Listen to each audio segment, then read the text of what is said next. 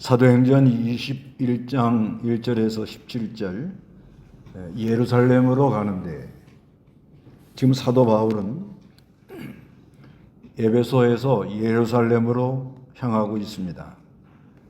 예루살렘으로 향하는 이유는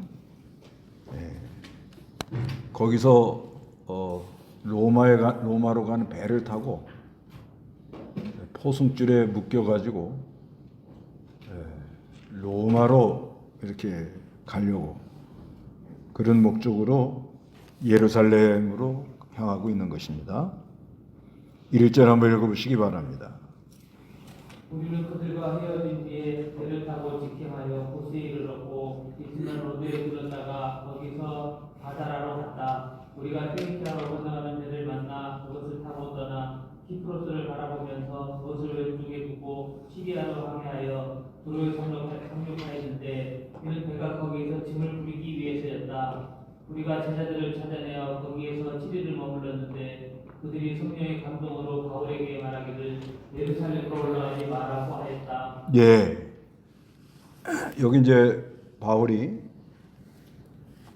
우리는 그들과 헤어진 후에 배를 타고 직행하여 고스에 이르렀고 이튿날 로도에 들렸다가 거기서 바다라로 갔다.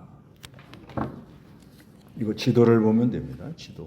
지도를 한번 보면은 그 3차, 4차 전도 여행에 보면은 밀레도에서 에베소의 장로들을 다 오라고 그래서 거기서 설교를 해주고, 그리고 거기 밑으로 고스 그러죠. 또 배를 타고 로도 그러죠.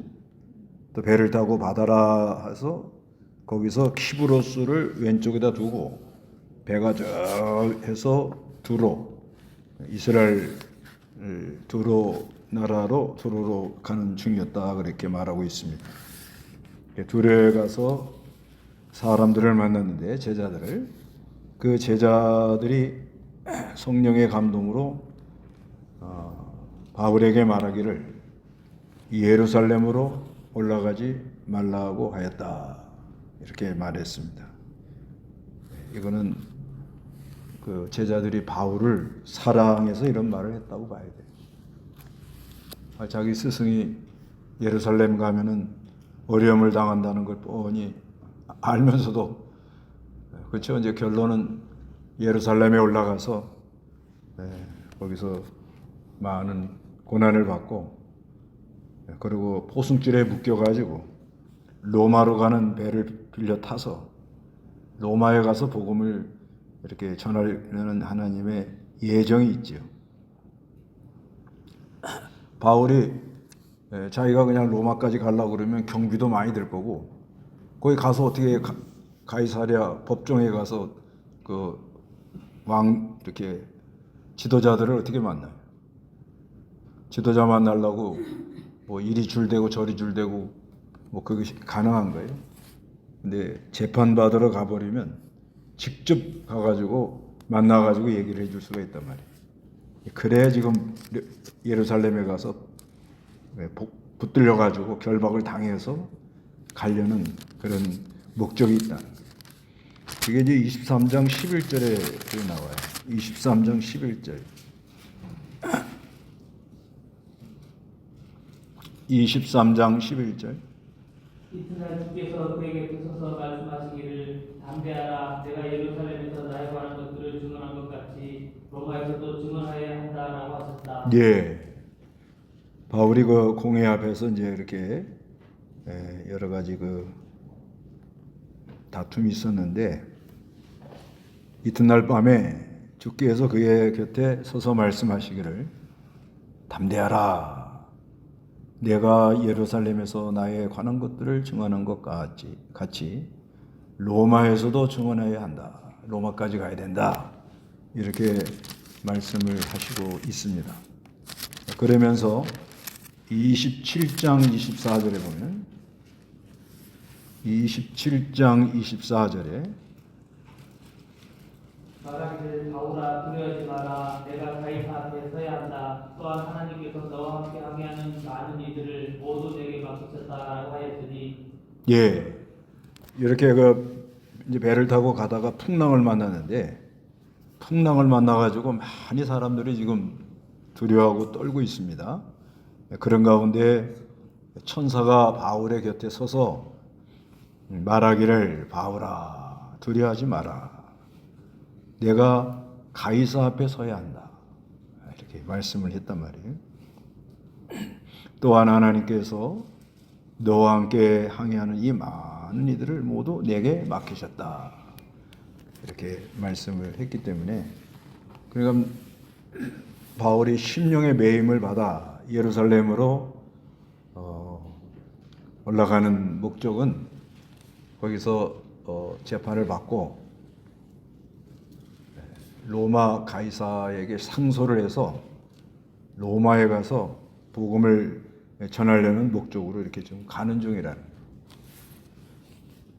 그래서 자기 그 사명은 복음 전하는데 환난과 결박을 피하지 않고 그걸 아주 맞서면서 지금 가고 있습니다. 그런데 이제 두로에 있는 제자들이 올라가지 말라고. 이건 마치 뭐 같은가 하면 예수님이 십자가에 달려 돌아가시려고 예루살렘으로 향하고 있는데 베드로가 십자가 지지 마세요. 그런 거하고 비슷한 거예요.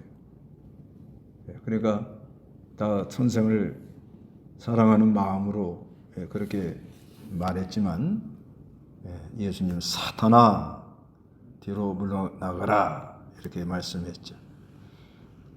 그래서 그 캠벨 몰간이라는 사람은 제자들은 바울을 사랑하고 바울은 예수님을 사랑했기 때문에 이런 말이 나왔다 이렇게 말합니다. 그래서 5절 읽어보시기 바랍니다. 여러 날이 찾아 우리가 떠나 여행길에 올랐는데 그들 모두가 아내들과 자녀들을 동행하여 서북 밖에까지 나와 우리를 전송하였으며 우리가 바닷가에서 물을 굴고 기도한 후에 서로 작별 인사를 나누고 배에 오르니 그들이 집으로 돌아갔다. 예, 이 여러 날이 찾아 이제 우리가 떠나 여행길에 올랐는데 그들 모두가 아내들과 자녀들을 동행하여 성읍 밖에까지 나와 우리를 전송하였으며 이거는 참 귀한 겁니다. 그 하나님의 사람을 전송하는데 뭐 자기 혼자 이렇게 가갖고 전송하는 건 누구나 할 수 있어요. 그런데 아내 또 자녀들 참 하나님의 큰 은혜가 있었다고 그렇게 봐야 돼요. 그래서 그 하나님의 사람에 대해서 이렇게 정성을 다해서 전송을 하는데 아내들과 그 사람들의 아내들과 자녀들도 동행해서 나와서 그 다음에 바닷가에 무릎을 꿇고 기도를 해요. 상당한 위로를 받았다고 봐야 됩니다. 상당한 위로를 받고 서로 작별 인사를 나누고 작별 인사를 이 작변이라는 말은 이렇게 연합되어 있는 관계를 억지로 떼어놓는 것 그런 의미가 있어요. 서로 이렇게 헤어지기가 싫은 그런 상태라는. 우리 그 성도들의 모임이 그리스도 안에서 다 연합이 되어 있잖아요. 연합이 되어 있어서 상당히 참 주는 내 안에 나는 주 안에 주는 나라도 먹고 나는 주로 더불어 먹는 그런 가운데 성도가 다 그리스도 안에서 지체이기 때문에 그리스도 안에서 다 연합이 되어 있어요. 그런데 하나님이 시키는 일을 위하여 같이 있기 어려운 그런 상태에서 작별하고 인사를 하고 이렇게 떠나는 그것은 참 아주 참 아름답고요 귀하고 그러니까 서로 연합이 되었다 그래서 우리끼리만 잘하자 우리끼리만 크게 하자 그렇게 하는 게 아니라는 거죠. 서로 연합이 되어 있지만은 하나님의 나라를 위하여 자기 사명을 감당하기 위하여 떠날 때는 떠나가야 되는 그런 때가 있다는 거죠. 그럴 때 인사를 나눈 것은 아주 서로 참 애처롭고 서로 아주 뭐 뗄래 뗄 수 없는 관계인데 떠나는 그런 상황입니다. 얼마나 아름다워요. 이게 이제 교회라 그러는 거예요. 교회. 그리스도의 몸. 그래서 배에 오르니까 그들이 집으로 이렇게 돌아갔습니다. 그래서 이제 배가 7절에 우리가 두로에서 출발하여 항해를 마치며 이제 그 이스라엘 나라로 이제 온 거예요. 키프로스를 지나서 항해를 마치며 푸톨레마이는 두로고 밑에 있는 해변가에 있는 도시 이르러 거기에서 형제들에게 문안하고 그들과 함께 하루 머물렀다. 이걸 보면 사명에 끌려나가는 사람들은 참 시간을 굉장히 아낀다는 걸 알 수가 있어요. 오래간만에 만났으니까 좀 며칠 좀 만나서 좀 또 회포도 풀고 은혜 받은 것도 나누고 좀 이래야 되는데 지금 빨리 예루살렘으로 가야 되니까 하루를 이렇게 머물고 그리고 이튿날 8절에 우리가 거기서 떠나 가이사랴에 이르러 7 집사 중 하나인 전도자 빌립 이건 사도행전에 나온 그 빌립 있죠. 8장에 그 빌립이에요. 그래서 이 빌립을 집사라 그랬는데 7 집사 중 하나인 하면서 전도자라 이렇게 말합니다. 아마 빌립은 전도하러 많이 다녔다고 이렇게 보아지고요. 그들에게 들어가서 그와 함께 머물렀다. 그에게는 예언을 하는 처녀 딸이 4이 있었습니다. 꼭 지도를 다시 한번 보면은 거기 두로, 푸톨레미아, 그 다음에 가이사랴 그렇게 있죠. 거기를 다 배로 옮긴 겁니다.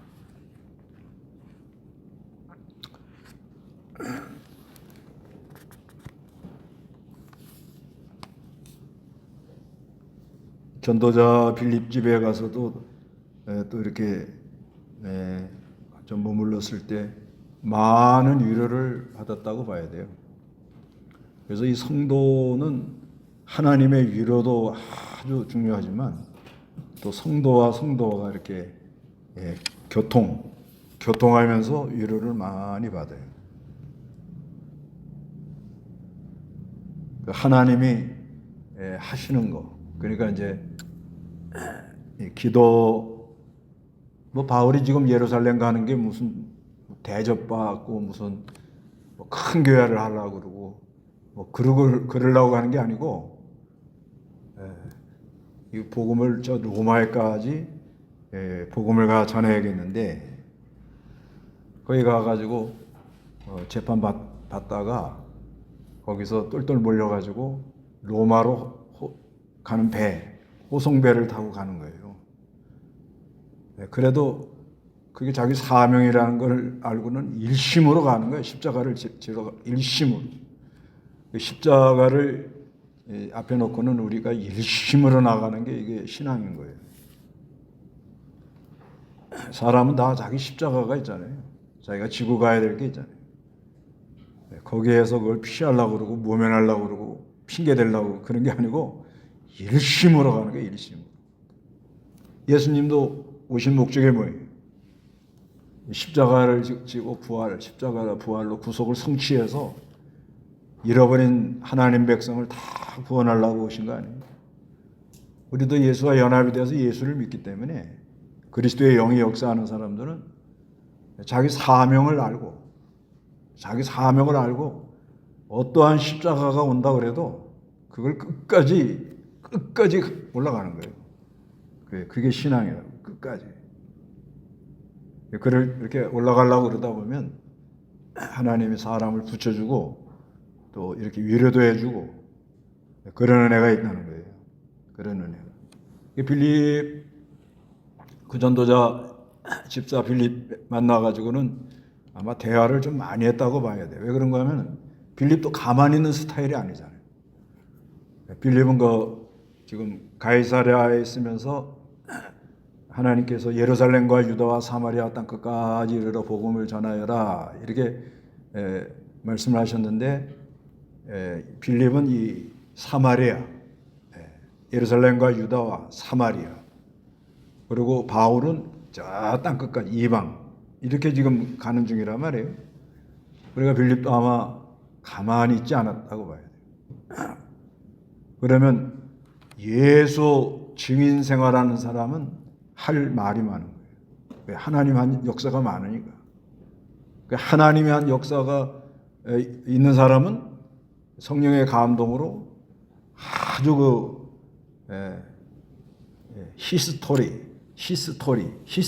그의 이야기, 하나님 이야기죠. 그의 이야기. 역사를 히스토리 그러죠. 히스토리. 하나님의 한 이야기가 할 게 많다는 거예요. 그게 아주 행복한 거예요. 지금 십자가는 앞에 있지만 뭐 고난이 오든지 뭐가 오든지 뭐 죽든지 살든지 하여튼 가서 십자가 지다가 죽으면 순교다, 영광이다. 그리고 그냥 앞으로 나가면서 그때마다 하나님이 성령님이 말씀하시고 역사하는 게 있잖아요. 그러는 사람은 예수 믿는 거 받아진 거 많다 해서 할 얘기가 많다 이게 할 얘기가 많아요. 그러니까 바울하고 이 빌립 전도자하고 이거 만나가지고는 뭐 얼마나 이거 시간 가는 줄 모르게 얘기합니다.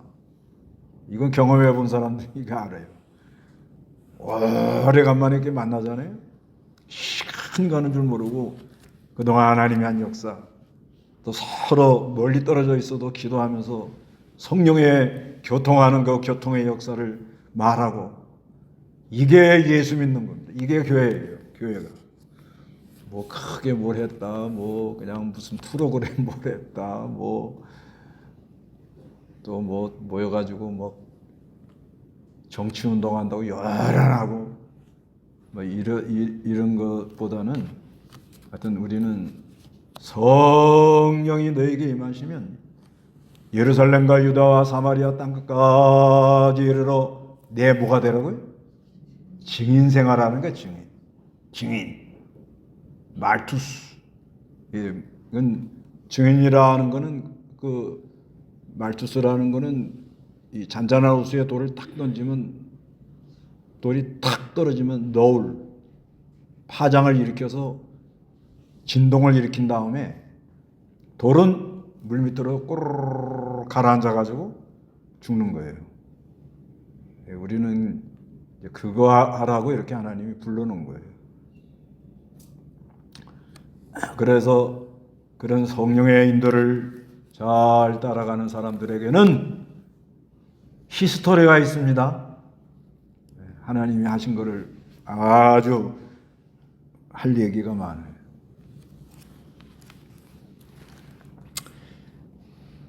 그런데 여기 그 10절을 읽어보세요. 우리가 여름날 머물고 있는 동안에 아가보라고 하는 어떤 선지자가 유대에서 내려와 우리에게 오더니 바울의 허리띠를 취하여 자신의 발과 손을 묶으며 말하기를 성령께서 말씀하시기를 예루살렘에서 유대인들이 이 허리띠의 주인을 이처럼 들박하여 이방인들의 손에 넘길 것이다 라고 하신다 하였다. 이 말을 듣고 우리와 그곳 사람들이 그에게 예루살렘으로 올라가지 말라고 권하였다. 예, 이 아가보라는 사람이 와가지고요. 우리가 여러 날 머물고 있는 동안에 아마 가이사랴에 조금 머물렀던 것 같아요. 아가보라고 하는 어떤 선지자가 유대에서 내려왔는데 우리에게 오더니 바울의 허리띠를 이렇게 취해가지고요. 자신의 발과 손을 묶어요. 자신이 하면서 퍼포먼스를 보여준 거예요. 그러면서 성령께서 말씀하시기를 예루살렘에서 유대인들이 이 허리띠의 주인을 이처럼 결박하여 이방인들의 손에 넘겨줄 것이다 라고 하신다. 바로 봤어요. 바로 봤다고요. 이 말을 듣고 우리와 그곳 사람들이 그에게는 바울입니다. 예루살렘으로 올라가지 말라고 권했어요. 가서 올라가면 지금 결박을 당하고 환란을 당한다 그러는데 그래도 선생님인데 그렇게 가라고 그러면 되겠는 안 되잖아요. 그러니까 13절에 그때 바울이 대답하기를 어찌하여 울어 내 마음을 상하게 하느냐. 나는 주 예수 이름을 위하여 결박 당하는 것뿐 아니라 예루살렘에서 죽는 것도 뭘 각오를 했다는 거예요. 그가 설득에 응하지 않으므로 우리가 말하기를, 우리라는 것은 이제 그 빌립 또 아가보 이런 사람들이 말하기를 주님의 뜻이 이루어지기를 바랍니다 하고 설득하기를 그쳤다 이렇게 말해요. 그러면 이게 같은 성령님이 역사를 했는데 왜 하나는 올라가지 말라고 그러고 하나는 난 죽으면 죽을 각오하고도 올라간다 그러는가? 그거는 이 은사와 사명이 달라서 그래요. 은사와 사명. 지금 선생님이 예루살렘 가서 죽는다고 그러는데 잘 가라고. 그러면 좀 너무 그렇잖아요. 안타깝죠. 그래 바울은 로마에까지 갈 사명이 있단 말이에요. 로마에까지. 그 로마에까지 어떻게 가야 이게 가이사 앞에까지 나가게 되냐?